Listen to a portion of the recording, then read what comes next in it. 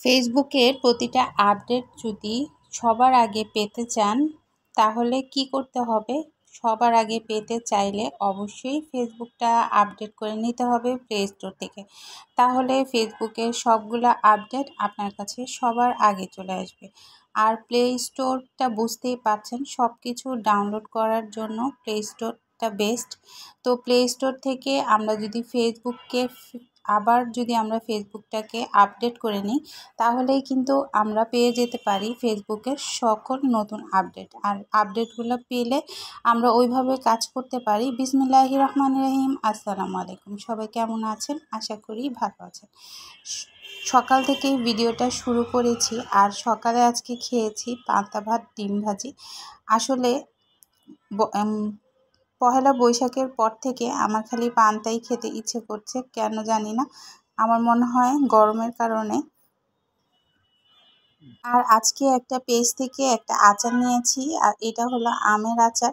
তো আমের আচারটা কিন্তু অনেক ভালো ছিল। আপনাদের যদি দরকার হয় অবশ্যই আমাকে জানাবেন কমেন্ট বক্সে, আমি তাহলে আপনাদের পেজের লিঙ্কটা দিয়ে দিব। আর এইটা কিন্তু আমের আচার, আর আম কিন্তু এখনকারই আচার, যেটা আম এখন বের হয়েছে। আর এই যে আচারটা কিন্তু অনেক মজা ছিল। তো আমি দুপুরবেলা আজকে রান্না করেছিলাম কচু। আর কচুর যেটা পাতাসহ ডগাসহ সব কিছু মিলিয়ে একসাথে একটা রান্না করি চিংড়ি মাছ দিয়ে, আর সাথে তিতা করলা ভাজি। আর এই আচার দিয়ে খাবো। তো আসলে পেঁয়াজটাও খাওয়ার মানে আমার যখন পান্তা ভাতের ঝোঁকটা আসে তখন কিন্তু আমার পেঁয়াজের ঝোঁকটাও আসে। তো আমার আজকে মনে হচ্ছে পেঁয়াজ কাঁচামরিচ দিয়ে তিতা করলা দিয়ে খাবো। আসলে এত মজা লেগেছে, তিতা করলা ভাজিটা একদমই মুচমুচে হয়েছিল। তো পেঁয়াজ কাঁচামরিচ দিয়ে খাওয়াতে একটুও তিতা লাগেনি, মানে এমনি তো তিতা তেমন লাগছিল না, তারপরে পেঁয়াজ কাঁচামরিচ দিয়ে খাওয়াতে আরও ভালো লেগেছে। আর মনে হয়েছে যে কামড়ে কামড়ে মনে হচ্ছে যে কী জানি খাচ্ছি অমৃতর মতো। 2 মিনিটও লাগেনি আমার ভাতটা শেষ হতে।